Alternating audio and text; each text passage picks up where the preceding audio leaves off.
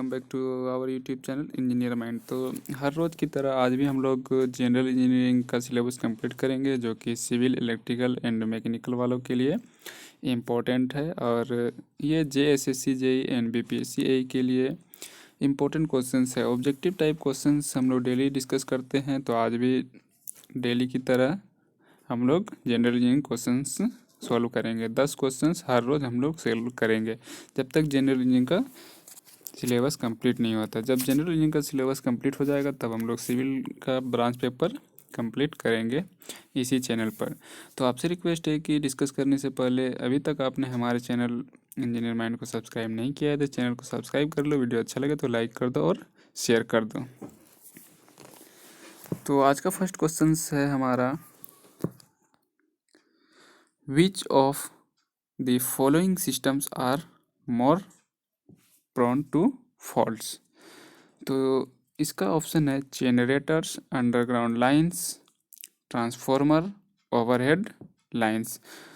तो 11 number 10 question कल ही हमने कर लिया था, तो आज 11वां क्वेश्चन है। तो इसका करेक्ट आंसर जो है वो डी हो जाएगा। इसका करेक्ट आंसर डी हो जाएगा, ओवरहेड लाइंस। ऐसा क्यों होगा वो हम बताएंगे आपको कि ओवरहेड लाइंस इसका आंसर क्यों होगा। क्योंकि गलती की अधिक संभावना जो होती है, which of the following systems are more prone to faults, तो गलती की अधिक संभावना जो होती है वो ओवरहेड लाइंस में होती है। तो डी नंबर करेक्ट आंसर हो जाएगा। अब नेक्स्ट क्वेश्चन हम लोग देखते हैं। नेक्स्ट क्वेश्चन न्यूमेरिकल्स है और ये इलेक्ट्रिकल इंजीनियरिंग से रिलेटेड है। तो हम मिक्स क्वेश्चन इसलिए कर रहे हैं ताकि जो सिविल, इलेक्ट्रिकल, मैकेनिकल हो, सारे ब्रांच को ये ना लगे कि सिर्फ इलेक्ट्रिकल का पार्ट ही कंप्लीट हो रहा है या सिर्फ मैकेनिकल का पार्ट ही कंप्लीट हो रहा है या सिविल का पार्ट ही कंप्लीट हो रहा है। तो इसीलिए मिक्स क्वेश्चंस कर रहे हैं, सारे ब्रांच को बेनिफिट होगा। तो क्वेश्चन है, ए 2 ohm register having 1 ampere current will dissipate power of. तो एक 2 ohm रजिस्टर है जिसमें 1 एम्पियर का करंट फ्लो हो रहा है और उसमें पावर हम लोगों को कैलकुलेट करना है। तो कैसे करना है वो हम लोग करते हैं। तो इसमें जो गिवन डाटा दिया हुआ है, तो R is equal to 2 ohm दिया हुआ है and I is equal to 1 ampere दिया हुआ है। तो फॉर्मूला हम लोग को निकालना क्या है, पावर निकालना है, P क्या होगा। तो P निकालना है हम लोगों को। तो P निकालने के लिए क्या करना होगा, हम लोगों को P का फॉर्मूला क्या होता है वो हम लोगों को देखना होगा। तो P इज इक्वल टू एक फॉर्मूला होता है VI। अब P is equal to VI कैसे आया वो भी हम लोग इसमें डिस्कस करते हैं। तो वर्क और चार्ज के फॉर्म में जब अगर हम लोग को वोल्टेज निकालना था तो V इज इक्वल टू होता है W/Q। तो W इज इक्वल टू क्या होता है, वर्क, एंड Q क्या होता है, वो चार्ज है। तो Q इज इक्वल टू होता है IT। तो W/IT, Q का वैल्यू हम लोग पुट करेंगे IT, क्योंकि चार्ज जो होता है वो I इंटू टी होता है। इलेक्ट्रिक I हमारा क्या है, इलेक्ट्रिक करंट। और W/T को अगर हम लोग देखें तो V is equal to P/I हो जाएगा। तो V is equal to P/I होगा, तो P इज इक्वल टू हमारा VI आ गया। आप समझ में आ गया आपको कि P is equal to VI कहाँ से आया। P is equal to VI आया हमारा V is equal to W/Q से। Q का वैल्यू हम लोग IT पुट किए और W/T जो है वो हमारा पावर हो गया और P/I हो गया। तो P is equal to VI हो गया। तो यहाँ पर हम लोगों को निकालना क्या है, निकालना हम लोगों को है पावर। और यहाँ पर दिया क्या है, यहाँ पर दिया है हमारा R दिया हुआ है और 1 एम्पियर करेंट दिया हुआ है। तो R is equal to 2 ohm and I is equal to 1 ampere. तो P is equal to formula होता है VI, V is equal to होता है IR। तो I स्क्वायर R हो जाएगा। तो आई का वैल्यू हमारा कितना है 1, तो 1 का स्क्वायर इंटू आर कितना है 2, तो 1 का स्क्वायर इंटू 2 कितना हो जाएगा 2, तो 2 वाट या जूल्स। अब वाट होगा कि जूल्स होगा ये आपको पता करना है, क्योंकि पावर का जो यूनिट है वो आपको मालूम होना चाहिए। तो पावर का यूनिट क्या होता है, शक्ति जो है वो पावर है, पावर का यूनिट होता है वाट, WAT। तो 2 वाट कहीं पर आंसर है 2 वाट, तो 2 वाट आंसर है, तो 12 का करेक्ट आंसर हो जाएगा हमारा बी 2 वाट। आपको समझ में आ गया, बहुत इजी न्यूमेरिकल्स था। P is equal to VI कैसे आया वो भी बतला दिए, और V is equal to IR होता है, तो आई स्क्वायर आर हो जाएगा। आई का वैल्यू हमारा दिया है 1 एम्पियर और आर का वैल्यू 2 एम्पियर दिया है, तो 1 का स्क्वायर कर देंगे इंटू आर का वैल्यू पुट कर देंगे, इसका वैल्यू आ जाएगा 2। तो 2 पावर निकालना है, तो पावर हमारा पावर का यूनिट होता है वाट, तो 2 वाट, तो करेक्ट आंसर हो जाएगा बी। अब नेक्स्ट क्वेश्चन देखते हैं हम लोग। The circuit whose properties are same in either direction is non age. एक सर्किट है जिसका प्रॉपर्टीज दोनों डायरेक्शन में सेम होता है, उसको हम लोग क्या बोलते हैं, बायलेटरल सर्किट। तो 13 का करेक्ट आंसर हो जाएगा डी। ऐसा क्यों होगा कि a circuit whose properties are same in either direction, जैसे कि रजिस्टर होता है, कैपेसिटर होता है, इंडक्टर होता है, इसका प्रॉपर्टीज दोनों डायरेक्शन में सेम होता है। Either means same in either direction, दोनों डायरेक्शन में सेम होता है, इसी को हम लोग बोलते हैं बायलेटरल सर्किट। ऐसा सर्किट जिसमें दोनों डायरेक्शन में प्रॉपर्टीज सेम होता है उसको हम लोग बायलेटरल सर्किट बोलते हैं। बाय मीन्स दो होता ही है, और लेटरल मीन्स दोनों तरफ बायलेटरल सर्किट। तो 13 का करेक्ट आंसर होगा डी। तो आपको अगर कोई भी क्वेश्चंस में कन्फ्यूजन है तो कमेंट करके पूछ लेना, बाकी हम इसका PDF भी प्रोवाइड कर देंगे जब फाइनली सारा सिलेबस कंप्लीट हो जाएगा। तो नेक्स्ट क्वेश्चन देखते हैं हम लोग। The cells are connected in series to, option है increase the current output, increase the voltage output, decrease the internal resistance, decrease the amount of charging voltage required. तो cells मतलब बैटरी जो है वो उसको सीरीज में क्यों कनेक्ट किया जाता है, सीरीज में इसलिए कनेक्ट किया जाता है, ऑप्शन है increase the current output, increase the voltage output, decrease the internal resistance, decrease the amount of charging voltage required. तो जब भी हम लोग सीरीज में किसी बैटरी को कनेक्ट करते हैं तो उसको वोल्टेज बढ़ाने के लिए करते हैं। जैसे कि अगर कहीं पर 2 या 3 बैटरी लगता है तो उसको हम लोग किस में कनेक्ट करते हैं, सीरीज में करते हैं, पैरेलल में नहीं करते। सीरीज में करते हैं तो वो क्या होता है, वोल्टेज बढ़ जाता है। अगर एक बैटरी हम लोग यूज कर रहे हैं और उसके जगह पर 2 बैटरी यूज करते हैं तो क्या होता है, वोल्टेज बढ़ जाता है। तो इसका करेक्ट आंसर क्या होगा, इंक्रीज दी वोल्टेज आउटपुट। तो 14 का करेक्ट आंसर बी हो जाएगा। Cells are connected in series to increase the voltage because when cells are connected in series, their equivalent is added while in parallel voltage remains constant। तो आपको समझ में आ गया कि सेल्स को हम लोग जो सीरीज में कनेक्ट करते हैं वो वोल्टेज को, आउटपुट वोल्टेज को बढ़ाने के लिए, इंक्रीज करने के लिए करते हैं। अगर आपको अभी भी कोई कन्फ्यूजन हो रहा है कि नहीं इसका करेक्ट आंसर ये होगा तो आप कमेंट करके बता सकते हैं।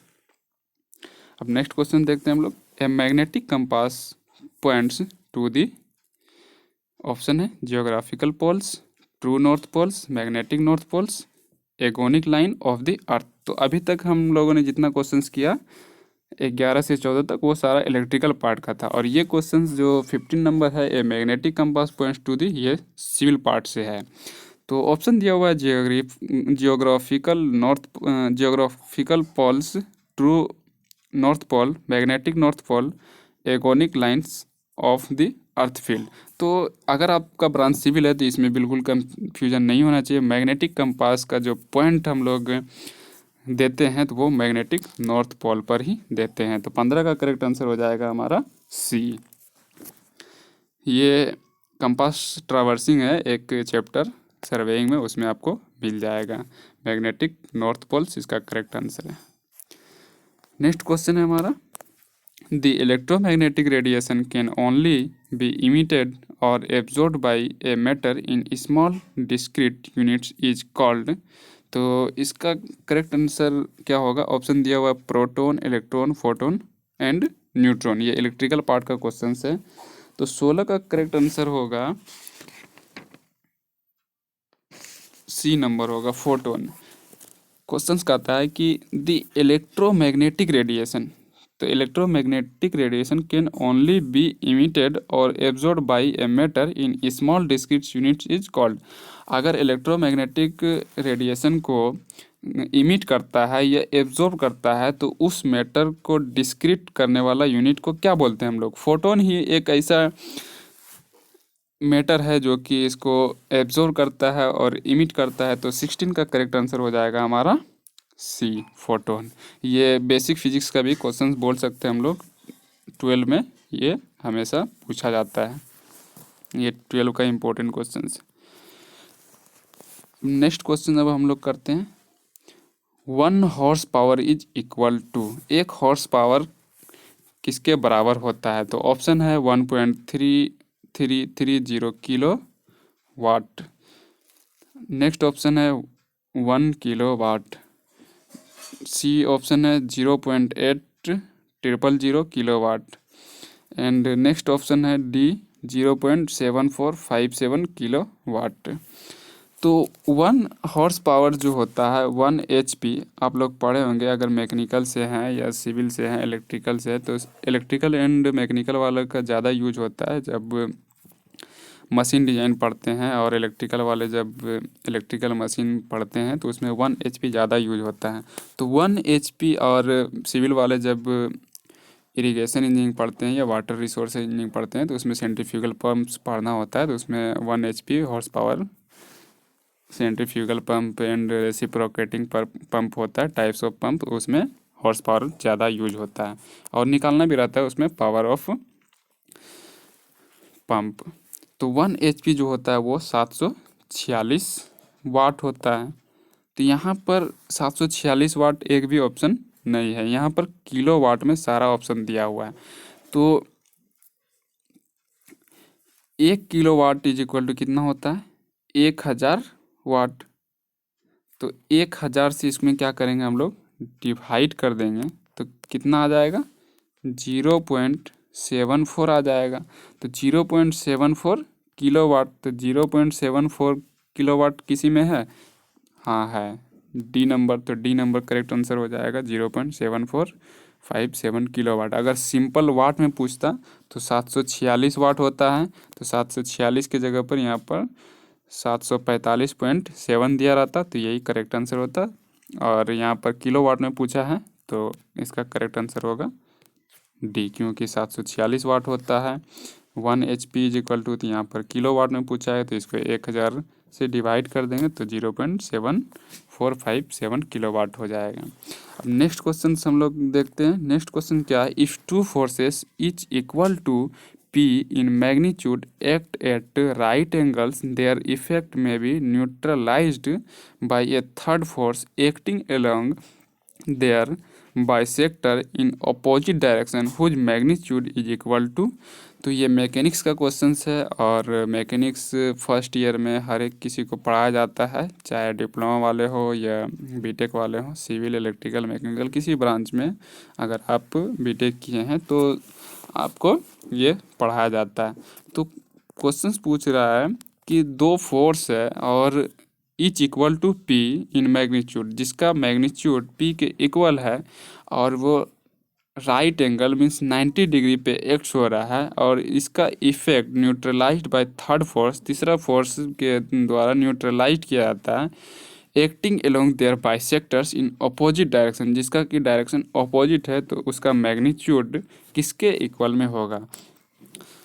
तो मैग्नीट्यूड ऑफ रिजल्टेंट फोर्स का फॉर्मूला होता है R is equal to root under F1 का स्क्वायर प्लस F2 का square plus 2F1 F2 cos theta.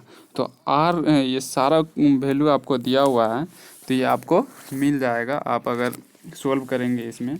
तो F1 इज इक्वल टू हमारा दिया हुआ है P, F1 P दिया हुआ है, एंड F2 भी पी दिया हुआ है और थीटा का वैल्यू जो है वो 90 डिग्री दिया हुआ है क्योंकि राइट एंगल पे है। तो अगर हम ये सारा वैल्यू को पुट कर दें ये वाला फॉर्मूला में, कौन सा फॉर्मूला में, R is equal to root under F1 का स्क्वायर प्लस F2 का square plus 2F1 F2 cos theta. तो F1 हमारा क्या है, पी स्क्वायर है। F1 क्योंकि जो दो फोर्सेज है दोनों का मैग्नीट्यूड क्या है, इक्वल है, तो पी स्क्वायर प्लस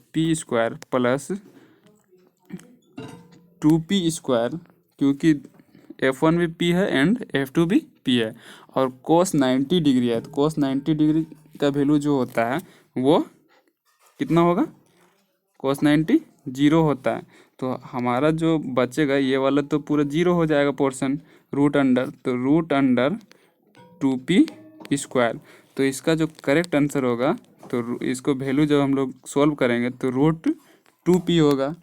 तो रूट 2p, तो r का वैल्यू जो है वो रूट 2p होगा। तो इसमें कहीं पर दिख रहा है r इज इक्वल टू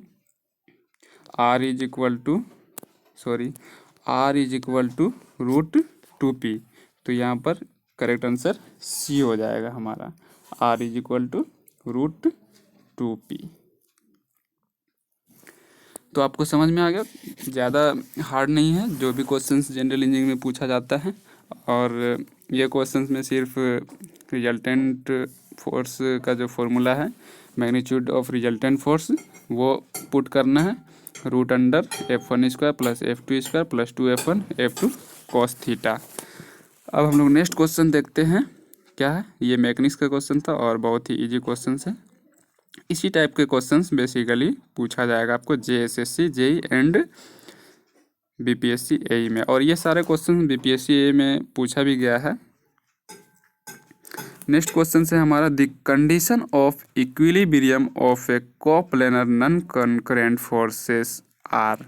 ये क्वेश्चंस आपको खुद टिक करना है, मैं नहीं बताऊंगा, क्योंकि कंडीशन ऑफ इक्विलिब्रियम के लिए क्या होता है, अगर कोई भी फोर्स हो, कोई भी प्लेन हो, अगर कंडीशन ऑफ इक्विलिब्रियम क्या होता है कि all forces and all moment is equal to zero. तो इसका करेक्ट आंसर ऑप्शन में दिया हुआ है, horizontal force is equal to zero, vertical force is equal to zero, horizontal force and moment zero, horizontal vertical force and moment zero, and horizontal force, vertical force and moment is equal to zero. तो equilibrium condition में क्या होता है कि all forces and all moment is equal to zero. तो इसका correct answer जो होगा वो क्या होगा, डी हो जाएगा। तो कंडीशन ऑफ इक्विलिब्रियम कहता है कि जो भी फोर्स है उसका समेसन जीरो होना चाहिए, चाहे हॉरिजॉन्टल फोर्स हो या वर्टिकल फोर्स हो, एंड जितना भी मोमेंट हम लोग कैलकुलेट करेंगे वो भी जीरो होना चाहिए। तो 19 का करेक्ट आंसर होगा हमारा D, horizontal force and vertical force वो भी जीरो होगा एंड मोमेंट भी जीरो होगा। ऐसा इसलिए होगा क्योंकि दो force acting in one plane and not acted on common points is term as coplanar non concurrent force, और कोप्लेनर नॉन कंकरेंट फोर्स के लिए इक्विलिब्रियम कंडीशन जो होता है वो होता है all force is equal to zero, चाहे हॉरिजॉन्टल फोर्स हो या वर्टिकल फोर्स हो, and all moment is equal to zero. अब हम लोग नेक्स्ट क्वेश्चंस देखते हैं एंड लास्ट वन क्वेश्चन है। हर रोज हम लोग 10 क्वेश्चन करते हैं, तो आज भी 10 क्वेश्चन करेंगे। तो लास्ट क्वेश्चन है हमारा, if the resultant of two forces P plus Q and P minus Q is equal to root under 3p square plus Q square, then forces are inclined to each other at an angle of. तो अभी कुछ देर पहले जो formula हम लोग use किए थे, magnitude of resultant force R is equal to root under F1 का स्क्वायर प्लस F2 का square plus 2F1 F2 cos theta. तो इसी में यही फॉर्मूला हम लोगों को पुट करना है। F1 हमारा दिया हुआ है P plus Q and F2 दिया हुआ है P माइनस क्यू, और बोला गया है कि दो फोर्स है P plus Q and P minus Q is equal to, तो P प्लस क्यू और P माइनस क्यू का वैल्यू पुट करना है और इसमें एंगल निकालना है। तो cos theta is equal to जितना भी आएगा cos theta is equal to जितना भी आएगा उसमें क्या करना है, theta is equal to cos inverse कर देना है। तो जो भी वैल्यू आएगा वो हमारा करेक्ट आंसर हो जाएगा। तो आप इसको खुद से करना और कमेंट करके बताना, लेकिन आंसर मैं बता देता हूँ कि आपका आया कि नहीं। तो 20 का करेक्ट आंसर जो होगा वो बी हो जाएगा हमारा। 20 का करेक्ट आंसर होगा बी, क्योंकि इसका मैंने सॉल्यूशन किया तो वो हमारा आ रहा है 60 degree, theta is equal to 60 degree. तो उम्मीद है फ्रेंड्स आपको सारा क्वेश्चंस समझ में आ गया होगा, और फिर हम लोग इसी तरह नेक्स्ट डे में 10 क्वेश्चंस करेंगे। तो अपने फ्रेंड सर्कल में सारे लोगों को बता देना, और ग्रुप में अगर आप किसी भी ग्रुप से ऐड हैं तो ग्रुप में भी शेयर कर देना, ताकि जो लोग JSSC JEE एंड BPSC का प्रिपरेशन कर रहे हैं उन लोगों को पता चल जाए कि इंजीनियर माइंड चैनल पे जनरल इंजीनियरिंग का क्लासेस स्टार्ट हो चुका है। तो आज के लेक्चर में इतना ही, फिर नेक्स्ट लेक्चर मिलते हैं, तब तक के लिए बाय।